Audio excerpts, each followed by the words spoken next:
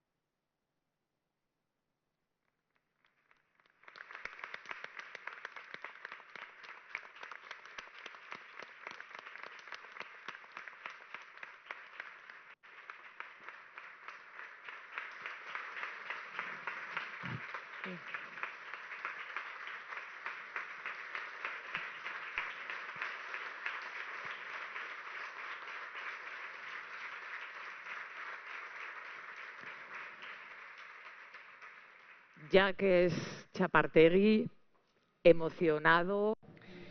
Jacques Txapartegi ikusi dugu unkitua eta gu ere unkitu gaitu. Eta gainera, entzun dugun hori da jardunaldi honek bilatu nahi duen soinua, inklusioaren soinua. Txapartegi ondarri bitarra da, 15 urte ditu, eta 2008ko Euskadiko musikari gazten lehiaketa irabazi du. Eta itxua da. Ikasten ditu piano obrak partitura gabe eta egunero lan egiten du. Egunero lan eginda ikasten du, lan gogorraren eta inspirazioaren adibide bat da. Bere irakasle Ester Bariandareanek lagundu dio pianoan. Eusko Jaurlaritzak antolatzen duen Euskadiko inklusiorako 5. jardunaldia, non inklusioaren politika eta praktika osatzen duten alderdien gainean hausnartuko dugun. Ongietorria eman nahi diet baita ere gaur gurekin egon ezin izan diren lagun askori, badakigu pantaiaz bestalde gurekin batekin duzuela gaurko jardunaldi honetarako. Si en jornadas anteriores abordamos las políticas. Aurreko jardunaldietan diru sarrera bermatzeko politikei buruz hitz egin genuen, inklusio politiken plangintzari buruz eta plangintza horien personalizazioari buruz. Eta aurreko edizioan ebaluazio mekanismoari buruz hitz egin genuen. Eta urtean ostera, konplexutasunari buruz hitz egin nahiko genuke nagusiki. Bazterkeriaren kontzeptua, inklusiorako politikak ere, evoluzionatzen joan dira azken urteotan. Lehen pobreziaren aurkako borrokari buruz hitz egiten genion, eta hori zen pobrezia ekonomiko edo finantza pobrezia bat zen kontzeptu horren muina. Eta gerora, ulertu izan dugu, pertsona horiek irauteko diru sarrerez gain beste bendasun batzuk behar dituztela. Eta gaur egun gizarteratzerako euskal politikak hainbat eremutan proiektatzen diren tresnak sortzen dituzte, hala nola, osasungintzan, hezkuntzan, gizarte zerbitzuetan eta etxebizitzan. Enplegua, etxebizitza, osasuna, pertsonen autonomia eta bat egiten dira. Oso prozesu konplexuak dira. Bizitzan elkarri eragiten dioten hainbat arrisku elkartzen direnean, arazo horiek guztiak gehitzen dira. Eta asko zailagoa da hoiei aurre egitea. En nuestra comunidad, además, Eta gure autonomia erkidegoan, gainera, gauzak are gehiago konplexu gutzeko, esku hartze konplexu horiek erakunde maila desberdinen arteko elkarreragina eta koordinazioa behar dute. Aldundiek eta udalek gizarte zerbitzuak kudeatzen dituzte. Lanbidek enplegurako laguntzen du, diru sarrera bermatzeko errenta kudeatzen du, eta Osakidetzak ostera osasun arazoak hartzatzen ditu. Eta sistema montatuta dago modu jakin batean, hartara esparruek konpartimendu estankoetan esku hartu dezaten. Eta pertsona horien bizitzak ez ditu konpartimendu horiek ulertzen, ez ditu errespetatzen. Ahalbidetuko duten diskurtsoa eta tresnak antolatzea.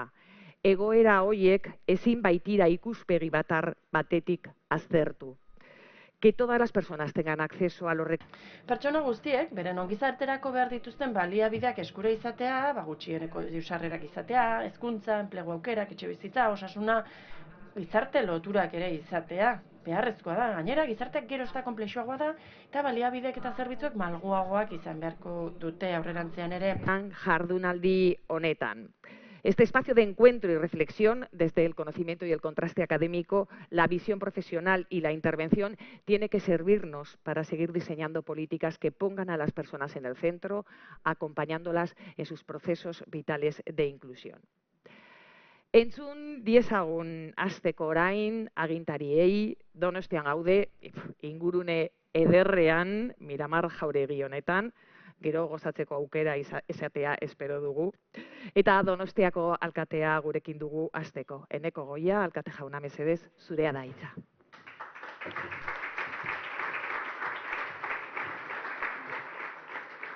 Bigarren lehendakariorde jauna, diputatu anderea, agintariok, lagunok, egunon guztioi.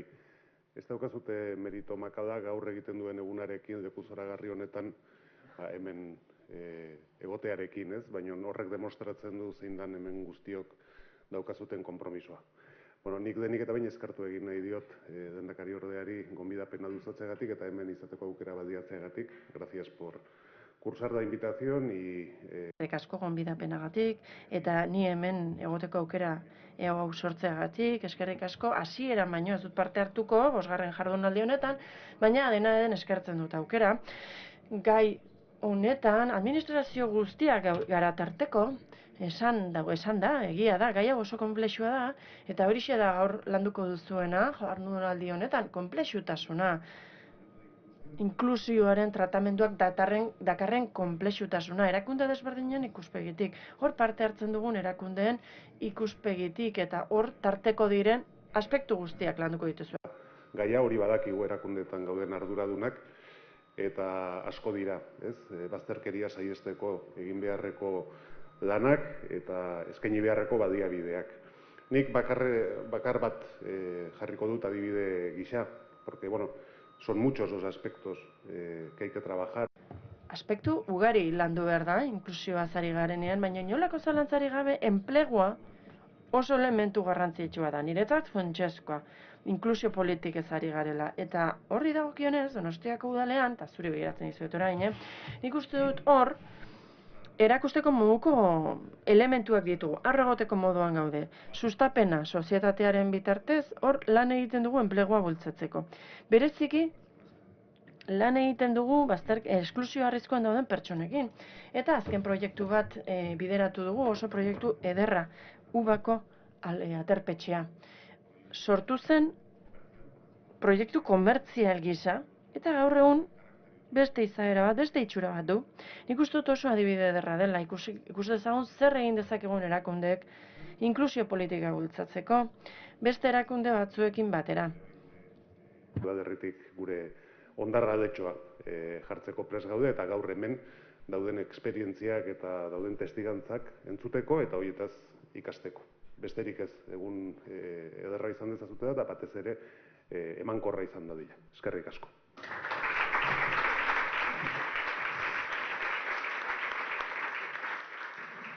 Eskerrik asko, Goia jauna. Otras instituciones con muchas competencias en la inclusión, como el Ayuntamiento. Inklusioan, eskumen asko dituzte beste erakunde batzu foru aldundiak dira, eta Gipuzkoako foru aldundiak badu tresna bat, gizarteratzeko bigarren gizarte plana, elkar ekin du izena. Enplegagarritasunerako eta aktibazio inklusibarako estrategia bat da. Orain, entzungo dugu Gipuzkoako diputatu Andrea, Maite Peña. Eskerrik asko. Ze pozgarria da, areto hainbeteta ikustea eta gainea hainbeste jende ezagunarekin. Agintariok, lagunok, egun on guztioi, gaurkoan Euskadiko inklusiorako 5. jardunaldian elkartu gara hainbat helburuekin. Gizarte bidezkoagoa eta inklusoagoa dugu jomuga eta eraikitzeko bidean emandako aurrerapenak, aurretik ditugun erronkak eta hartutako konpromisoak partekatzeko gune garrantzitsua izango da. Gipuzkoa inició una apuesta decidida. Gipuzkoak apustu garbia egin zuen inklusio sozialaren alde 2016 urtean. Orduan onartu genuen lehen elkarrekin inklusio sozialerako plana, eta gaur hemen zaudeten asko lekuko izan zineten, hor parte hartu zenuten, konpromiso eta plan hartan parte hartu zenuten, eta duela astebete inguru jardunaldi bat egin genuen, elkarrekin lanean estrategiarekin lotuta, hain zuzen ere lehen planaren ardatzetako bat garatu ahal izateko. Estrategia hura martxan jarri zen, hain zuzen ere, enplegagarritasun aukerak sortzeko, hain zuzen ere, enplegutik urruti dauden pertsonentzat, hainbat arrazoirengatik urruti dauden pertsonentzat, eta inklusio soziolaboralerako sare hura sortzeko beharrezko izan zen gizarteko, administrazioetako, unibertsitateetako eta eragileek parte hartzea, eta beste batzuek ere bai. Beraz hor, ahalegin bat egin zen, dedikazio garrantzitsu bat egon zen, eta joan den ostiralean egiaztatu ahal izan genuen horrek emaitza bat lortu duela. Gipuzkoan sendotu eginda kolaborazio lan hori. Joan den ostiralean esaten genuen 2016 urtetik 6.500 lanpostu sortu dira, edo konektatu egin dira, esango genuke, estrategia horren bitartez, batez beste urtero 723 enplegu izan dira, urtero, esan duan bezala, enplegua bultzatzen da Gipuzkoan 19 sektore garrantzitsutan, Gipuzkoako lurraldean. Eta apustu ura egin zenean, ez zen improvisazio lan bat izan, baizik eta lan baten emaitza izan zen. Hausnarketa bat egin zen aurretiaz, eta lehen aurkezpenean ere entzun dugu. Ikusten duguna da, gure kompetentzien kutxatik atera garela dagoeneko, lurralde osoa inplikatu dugula, izan ere, inklusio soziala oso gauza garrantzitsua da. Eta horrela lortu genuen elkarrekin lanean sortzea, eta horrela bereizi dugu bigarren ardatza, eta esan dezakegu estrategia hedatua dugula gaur egun gure lurraldean, lidergo garbi batekin, Gipuzkoako Foru Aldundiko sustapen ekonomikoko atalaren lidergoarekin, eta horrek erakusten digu gizarte inklusioa ez dela bakarrik zerbitzu sozialetatik bultzatu behar, baizik eta lurralde konprometitua baldin badugu asko emaitza hobeak lortuko ditugula. Gaur egun, Gipuzkoan, esan den bezala, ari gara bigarren inklusio sozialerako plana garatzen elkarrekin 2022tik 26 bitarteko aldirako, eta hori ari gara 2030 agendaren esparru orokorraren barruan egiten. Agenda horren helburua da transizio bat bultzatzea, zaintza eredu eta sostengu eredu berri bat eraikitzea, eremu horretan lan personalizatuagoa bultzatu nahi da, komunitatea indartu nahi da, parte hartze handiagoa izan nahi da, bai sostengua jasotzen duten pertsonen aldetik, baita lan egiten duten pertsonen aldetik ere, eta oroar, plan horrek mugarri bat ezartzen du gure politika sozialen ibilbidean, inklusioaren alorrean bereziki, eta jarraipena ematen du aurretiaz egindakoari. Helburu nagusia da, dena den, lehengo berbera. Eta argia da helburua. Helburua da, sektoreko politika koordinatzea, estrategia eraginkorra koordinatzea inklusioa bultzatzeko, eta kolaborazioa indartzea, erakunde sozialen, udalen, eta erakunde publikoen artean. Horretarako, konpromiso operatibo eta proiektu zuzenen testuinguru batean egiten da hau, eta horrela erraztu egiten da behar bezalako ekintzak hartzea, ekintza eraginkorrak egitea, eta gerora ere erabakiak hartu eta aldaketak realizatea, ebaluazio horri jarraiki. Une honetan, balantzea egiten ari gara, 22-24 aldirako, eta aukera handia da era koordinatuan gogoeta egiteko, eta orain arte lortutako ekarpenak eta aurrerapenak ikusteko. Dena den, oraindik ere erronka asko ditugu, eta beti kontuan izan behar dugu Gipuzkoa inklusiboagoa eta kohesionatuagoa lortu nahi dugula. Anitza finkatu du erakunde publiko, gizarte erakunde eta eragile pribatu ugari biltzen dituena guztiak, Gipuzkoako Foru Aldundiaren gidaritzapean aliantza hori funtsezkoa da, gogorazten baitigu, gizarteratzea, konpromiso partekatu eta koordinatua eskatzen duen zeregin kolektiboa dela. Planaren alderdi bereziki garrantzitsuetako bat da pertsonen eguneroko bizitzarako funtsezkoak diren dimentsioen integrazioa. Hau da, etxe bizitza, osasuna, prestakuntza edo diru sarreren bermea kontuan izatea. Orain arte, modu tangentzialean bakarrik jokatzen baitziren, elementu horiek sartzearen arrazoia da, gizarte bazterkeriako egoeran edo arriskuan daudenei eragiten dieten egiturazko arazoek lotura zuzena dutela gizarte zerbitzuen eta enpleguaren, hezkuntzaren edo osasunaren arteko koordinazioarekin. Además, el plan otorga Gainera, plan honek garrantzia berezia ematen dio prebentzioari eta komunitatea aktibatzeari eta baita partaidetzari ere. Eta horrela lortu nahi da esklusio baztertze egoerak ez areagotzea, eta horrela lortuko dugu bertako erantzunak ematea arriskuaren aurrean. Gainera, arriskuan dauden pertsonek parte hartzea bereziki garrantzitsua da, beraiek izan daitezen politika horien protagonista. Nazionalizazioan oinarritutako gizarte zerbitzuen sistema publikoa finkatzea, lehen eta bigarren mailako arreta mailak integratzeko bidean aurrera egitea ahalbideratuko duena. Horrela, gure lurraldean gobernantza eta gizarteratze politiken artikulazioa hobetuz. Zalantzari gabe, Gipuzkoak aurrera egin du nabarmen, eragile sozial eta publikoen arteko aliantzari esker, baina badakigu egungo testuinguruak ziurgabetasun eta erronka berriak dakarzkigula, pertsonen ongizatearekin, desberdintasunen murrizketarekin eta bizikalitatearen hobekuntzarekin dugun konpromisoa berritzea eskatzen dutenak. Así, en el día a día... Horrela, egunerokotasunean, zenbait egoera ikusten ditugu eta egoera horiek esku hartzea eskatzen dute. Horretarako, gizarte babeserako programak jarri behar dira abian, modu arduratsuan aurre egin ahal izateko erronka honi, konplexua delako. Hori da gure erronka handia. Eta hain zuzen ere, erronka hori landuko dugu edo landuko duzue gaurkoan. Nola egin dezakigu singularretik pluralera aldatzeko jauzi hori?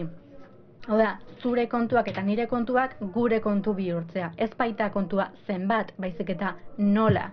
Nola eraiki dezakegun bide hori amankomunean, eta horrela erantzun eraginkor bat eman, gaur egungo errealitate poliedrikoei, gero eta poliedrikoagoak direlako. Konpromiso honek noski zeharkako lana eskatzen du, ez naiz ni esaten ari lehen aldiz, eta erantzun integralak edo erantzun osoak eman behar ditugu errealitatei egokituta eta komunitatean bertan. Konpromiso honen baitan ikuspegi praktiko bat dugu, partekatutako ikuspegi bat, eta ekintza zehatzak egin behar ditugu. Ekintza horiek gero ebaluatu egin behar ditugu. Arreta eredu baten aldeko apostua egiten du planak. Eredu horrek aintzat hartzen ditu emakumeak eta gizonak, baina ez beharrizanak eta gabeziak dituzten sujetu gisa soilik.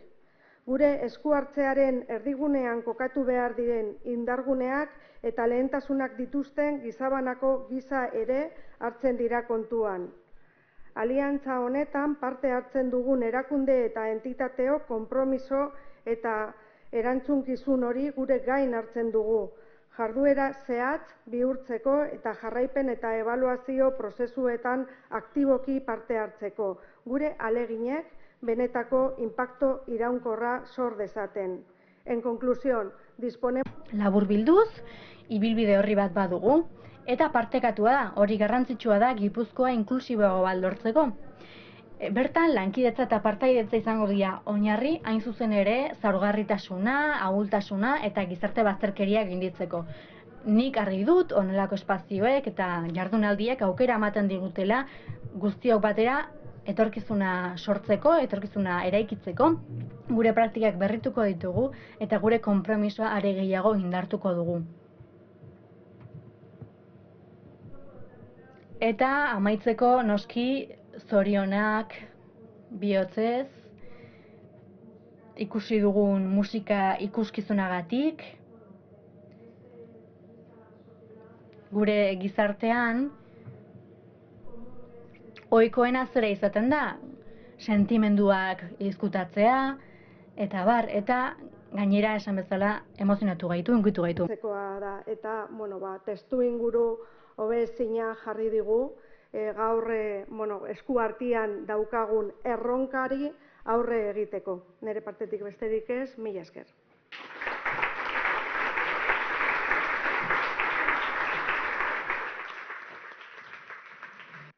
Eskerrik asko, Peña Andrea. Eta agurrekin amaitzeko jardunaldiak antolatzen duen heinean, gure anfitrioak, Eusko Jaurlaritzako bigarren lehendakariordeak eta ekonomia lan eta enpleguko sailburuak hartuko du hitza. Arestian aipatu dudan bezala, legealdi honetan inklusio politikoei bultzada eman nahi die sailak. Lo hace con una nueva dirección Legegintzaldi honetan bide berri bat hartu du. Eusko Jaurlaritzaren historian lehenengoa. Inklusiorako politika publikoen plangintza bultzatzen du, inklusiorako euskal sistemaren egituraketan ere aurrera egiten du, eta, hain zuzen ere, inklusiorako proiektu esperimental eta berritzaileak garatzen ditu. Baita politika publikoak babesteko eta indartzeko ere, hain zuzen, kanpoko erasoen aurrean. Izan ere, lehendakari ordeak esan bezala, askotan esaten du, herrialde gisa, edo herri gisa oso harro sentiazi behar gaituztela. Nahi duzunean.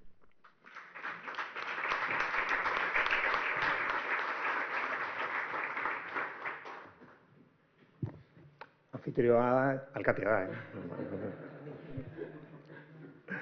Bueno, egunon guztioi, Ondeseko alkatea, Eneko, diputatua Anderea, Maite, herriagintariok, egunon guztioi eta ongi etorri inklusiorako jardunaldien hauetara. Es fantástico, de verdad, el poder comprobar... Zoragarria da egiaztatzea urtez urte jardunaldi hau guztion lehentasunezko topakunea dela. Euskadiko gizarteratze politiketan inplikatutako eragilena. Eta gainera ezinbesteko hitzordu bihurtzen ari da ekonomia, lan eta enplegu sailaren egutegian. Gainera esango nuke gero eta pertsona gehiago ekartzen dituela hitzordu honek. Izan ere aipatzekoa da jende kopurua. Gainera hausnarketarako gaude hemen, baina baita guztiok elkarrekin lan egiteko oso gai garrantzitsuenetan, hain zuzen ere pertsona zaurgarrien inklusioarekin lotuta.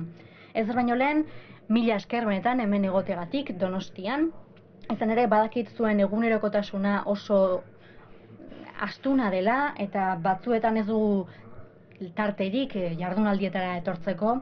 Badakit jardunaldi hauek nahiko astunak edo nahiko eduki askokoak izango direla, baina benetan esan dizuet mereziko duela.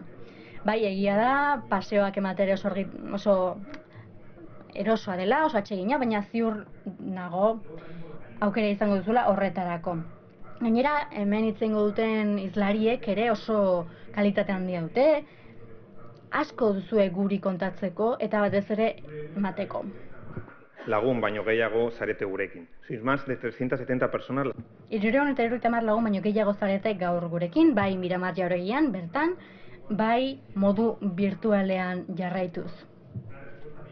Eta horrek adierazten digu gizarteratze politikak oso garrantzitsua direla Euskadin, batez ere kezkagatzen gaituztela, baina noski arduratzen gaituztela. Horregatik, behin eta berriz diogu, Euskadiko ekonomiak hazkundaren eta operotasunaren ekonomia izateaz gain, desberdintasuna murrizten lan egin behar duen ekonomia ere izan behar duela. Aberastasuna birbanatzeko, kohesio soziala sustatzeko, baita berdintasuna ere. Eta hain zuzen ere bereziki herritarrentzat ongizatea bermatzeko. Eta hori ez litzateke posible izango ekonomia ez bada erabiltzen lan merkatu bidezkoagoa sortzeko, batez ere eskubide gehiago lortzeko, guztiontzako kalitatezko enplegua lortzeko, eta enplegu duina lortzeko.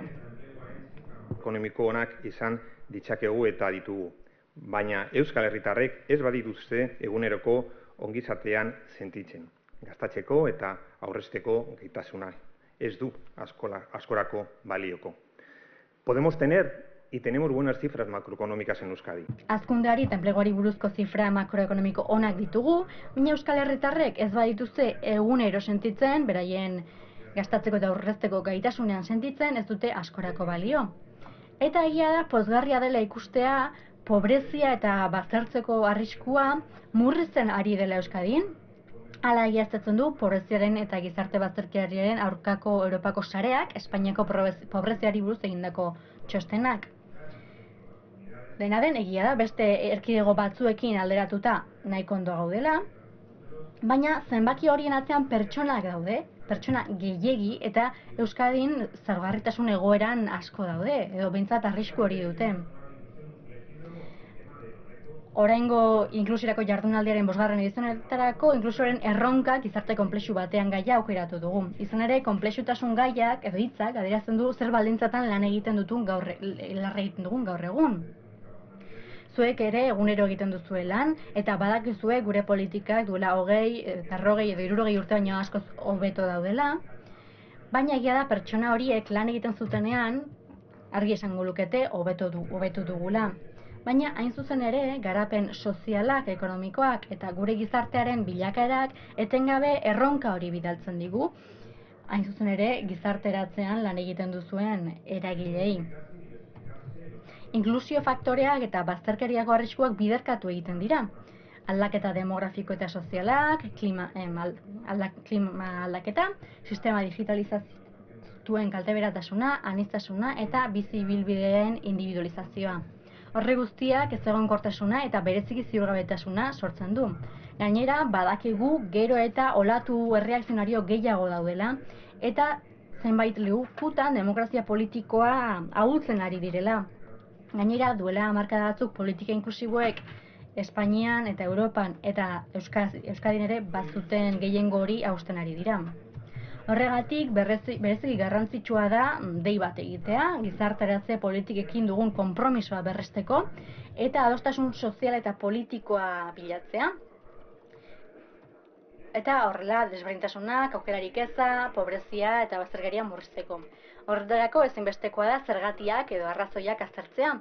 Eta ziur nago zuek lagunduko diguzuela. Batez ere gai hau agenda politikoan eta lidergo publiko sendoan mantentzeko.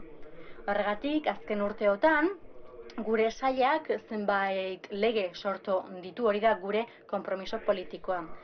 Alde batetik inklusiorako eta diru sarrera bermatzeko euskal sistemaren legea dugu, 2022koa, eta diru sarrera bermatzeko errentari esker pertsona guztiek gutxieneko diru sarrera batzuk izateko eskubidea bermatzen du. Tresna horrek erakutsi du eraginkorra dela pobrezia murrizteko eta bazterkeria prebenitzeko.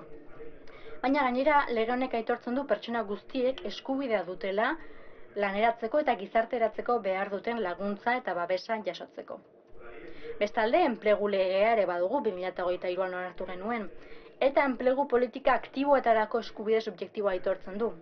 Hari esker, Euskadiko pertsona guztiek eskubidea dute erreferentziazko profesional orientatzaile bat izateko, baita enplegagarritasunari buruzko diagnostiko pertsonal bat ere, eta beren egoerara eta premietara egokitutako enplegu plan bat ere. Hori da zuzen ere, ekonomia lan eta enplegu sailean diru sarrera bermatzeko, gizarteratzeko eta enplegua sortzeko bultzatzen dugun politiken esparrua. Eta gai hau hedatu ahal izateko, Lanbide ere lanean ari da eraldaketa prozesu konplexu bati ekiteko. Pertsona haiengana heltzeko. Gure politikekin babes eredu sendo bat bilatzen dugu, baina inklusio eredurik onena ere eraiki nahi dugu. Hau da, pertsona guztiek beren bizi baldintzak hobetzeko eta enplegu duina lortzeko aukerak eskaintzeko gai izatea. Pertsonei beren bizi proiektuak garatzen lagundu nahi diegu, ibilbide individualizatuekin eta plan pertsonalizatuekin, hain zuzen ere enpleguekin lotuta dauden egoerei laguntzeko. Hemen ez du balio denontzako kafea ideia horrek. Pertsona batzuek laguntza puntuala bakarrik behar dute lan aurkitzeko, beste batzuek prozesu indartsuagoa edo biziagoa behar dute lan merkatutik urrunago daudelako. Adibidez, prestakuntza mugatua jaso dutelako edo langabezian denbora asko daramatelako. Baliteke bestela ere, enplegua lortzeko aukeratan eragin duten beste baldintza pertsonal eta sozial batzuk bizitzea. Egia pertsona orok bere ongo izaterako gutxieneko diru sarrera behar duela. Baina hori ez da nahikoa. Hezkuntza, enplegua lortzeko aukerak, etxe bizitza, osasuna eta modu autonomoan bizitzeko baliabideak ere beharrezkoak dira, baita familia eta gizarte loturak ere. Hau da, alderdi hauek elkarrekin erlazionatzen dira eta horrek ahalbidetzen du norbait integratuta sentitzea. Noski, lankidetza eta ekintza koordinatuak egitea ere beharrezkoa da. Hainbat sektoreren artean, publikoa, pribatua eta hirugarrena. Eta noski, instituzioen lana ere beharrezkoa da, gobernua, aldundiak eta tokiko erakundeak. Eta ez dugu ahaztu behar, hemen gaudenetako edonor, egon daitekeela gizarte bazterkeriako egoera batean, egune batetik bestera. Beraz, bazterkeriak duen estigma hori gainditu behar dugu, eta pertsona guztien duintasuna eta gaitasunak aitortu behar ditugu. Inklusio prozesuetan parte hartzen duten pertsonei ahotsa eman behar diegu, eta horrela diskurtso erreakzionarien aurkako muga bat sortu behar dugu. Creo sinceramente que lo estamos. Benetan uste dut bide honean gaudela, baina egia da oraindik asko dugula egiteko, egunero ari gara lanean, eta noski borroka ere egiten dugu, baina noski politikoki ulerrezazue. Hain zuzen ere, desberdintasun, bazterkeria eta aukera falta horiek eragozteko. Horregatik, amaitzeko eskerrik asko guztioi. Izan ere, egunero Euskadi inklusiboago bat eraikitzen laguntzen duzue, eta pertsona bakoitza gai izango da bere bizi proiektua aurrera eramateko, eta noski pertsona gisa garatzeko eta eskubide osoko herritar sentitzeko. Eskerrik asko, badakit nahiko egun zaila dela, bero egiten du, baina berri usaina ere badugu, izan ere eskerrik asko udalari, izan ere aukera eman digu hemen lan egiteko eta zuek jasotzeko, baina noski ikusten dugu lanak egiten ari direla, baina espero dut jardunaldi zoragarri izatea. Eskerrik asko.